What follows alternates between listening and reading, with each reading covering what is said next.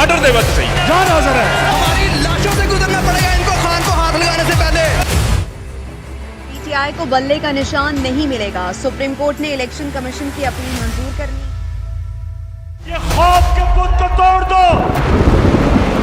अस्सलाम वालेकुम दोस्तों, उम्मीद है आप सब खैरियत से होंगे। भाई इतने मेरे पास मैसेजेस आ रहे हैं, जब से बल्ला छिना है लोगों की नींद उड़ गई है, नींद हराम हो गई है, लोगों का सुकून छिन गया है। बल्ला क्या छिना, सुकून छिन गया। तो मुझसे कहा गया मैं पॉलिटिक्स के अंदर इन्वॉल्व नहीं होता, जो हमारी मौजिज़ अदालतें हैं उनका फैसला सर आँखों पर, डेफिनेटली जो वो बेहतर समझते वो किया, मगर आवाम क्या करे। तो मैंने कहा जी मैं नफ्सियात पे बात करूंगा, बल्ले की नफ्सियात। बंदा वैसे तो बनता है लकड़ी से, मगर उसके पीछे कुछ मुहर्रकात होते हैं जो मैं आपको समझाना चाहता हूँ। अच्छा जी, बल्ला जहन में आता तो क्या आता है? क्रिकेट आता है। क्रिकेट जहन में आता है तो खिलाड़ी आता है, और खिलाड़ी जहन में आता है तो फिर कोई स्टार खिलाड़ी आता है, कोई ऐसा खिलाड़ी जिसने नाम पैदा किया हो। तेंदुलकर का ताल्लुक भी बल्ले से, बहुत अच्छा बैट्समैन था। अगर बॉल हो तो वसीम अकरम आता है। इस किस्म के लोग जिनका ताल्लुक बॉलिंग से है वो बॉल से मुंसलिक होते हैं, जिनका ताल्लुक बैटिंग से है वो बैट से मुंसलिक होते हैं। ये होती है नफ्सियात जब आप बैट देखते हैं या बॉल देखते हैं। अब मिसाल दूं आपको समझाने की, जहन में नफ्सियात में होता क्या।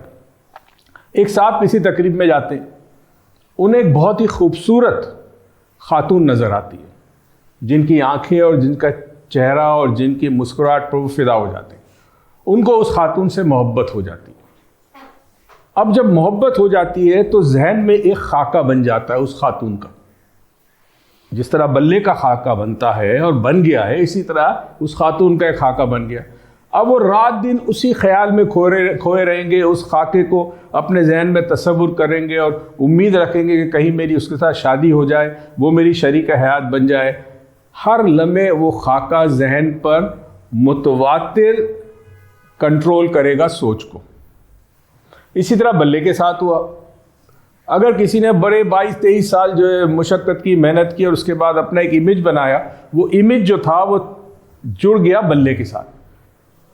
अब परेशानी आवाम को यह है कि बल्ला तो गया, तो अब क्या करेंगे आगे जाके। देखिए जी, जब जहन में से कोई इमेज चला जाता है तो याद रहे जहन कभी खाली नहीं रहता, कोई और इमेज जहन में आ जाता है। ये एक माइंड का एक उसूल है। इसीलिए हर लम्हे मुतवातिर हमारे जहन में ख्यालात और सोच की एक बौछार होती रहती है। जहन कभी भी खाली नहीं रहता। सिर्फ उस वक्त जब आप सो जाते हैं, उस वक्त आप अनकॉन्शियस होते हैं, तो आपका शऊरी कंट्रोल जो होता है वो जहन पे नहीं होता। फिर जो ख्वाब में आप देखते हैं और वो चीज़ें नज़र आती है, वो एक अलग डायमेंशन है, मगर कॉन्शियस कंट्रोल आपको नहीं होता। तो जब कोई चीज़ जहन से चली जाए या छिन जाए और चली जाए हमेशा हमेशा के लिए, तो फिर जहन खाली नहीं रहता, वो किसी और इमेज को, किसी और खाके को अपने अंदर समो लेता है। तो अब बल्ला तो चला गया, अब क्या करेंगे। अब ये आवाम के ऊपर है कि किस चीज़ को, किस खाके को, किस इमेज को बल्ले की बजाय अपने जहन में लाएं। ये लोगों के ऊपर है। जिंदगी में बहुत दफ़ा ऐसा होता है, कुछ चीज़ें ऐसी होती हैं जो जुड़ जाती है, चिपक जाती है। मसलन बचपन में मारपीट हुई, बचपन में टीचर ने बहुत मारा, माँ बाप ने बहुत सख्ती की, किसी ने बेइज्जती की, माँ बाप ने आपको कंपेयर किया दूसरे बच्चों के साथ, वो यादें बड़ी तल्ख होती है और वो ज़िंदगी में हमेशा आपके साथ रहती है। आगे जाके जब आप अपनी प्रोफेशनल लाइफ में आते हैं या अपनी उस लाइफ में आते हैं जहाँ आप कोई कामकाज करे या आपकी शादी हो, तो वो तल्ख यादें जो है वो आपके बिहेवियर को चेंज करती है। तो याद रहे, बल्ला चला गया, बिहेवियर चेंज ही होना चाहिए आपका, उससे कोई फर्क नहीं पड़ता।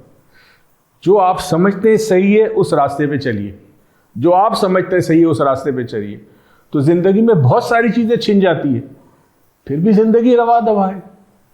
ये कुदरत का एक बड़ा कमाल है, बहुत बड़ी, मैं समझता हूँ ब्लेसिंग अल्लाह का, बहुत बड़ी नेमत है कि ज़िंदगी में चीज़ें आती है चली जाती है, ज़िंदगी फिर भी रवा दवा है। कुछ यादें रह जाती है, कुछ यादें हम भूल जाते हैं और आहिस्ता आहिस्ता हम ज़िंदगी के नए मोड़ पर, नए रुख पर, नई मंजिलें। तो अब अपनी नई मंजिल तलाश करो दोस्तों। इस बात का गम नहीं कि क्या चला गया, क्योंकि चला गया तो फिर कुछ और आएगा। रास्ता और मंजिल का तयन आपने करना है, जो भी आपकी ज़िंदगी का मकसद हो। याद रहे, ज़िंदगी को बामकसद बनाना है। जानवर की तरह हमें नहीं रहना।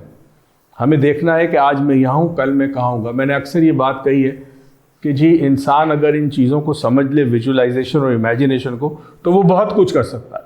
तो आने वाली ज़िंदगी को, आने वाले वक्त को, आने वाले हालात को तसव्वुर करे और यकीन करे कि वो हो चुका है, तो इंशाअल्लाह ताला वो हो जाएगा जो आप चाहेंगे। अपना ख्याल रखिएगा, दुआ में याद रखिएगा। पाकिस्तान पाइंदाबाद।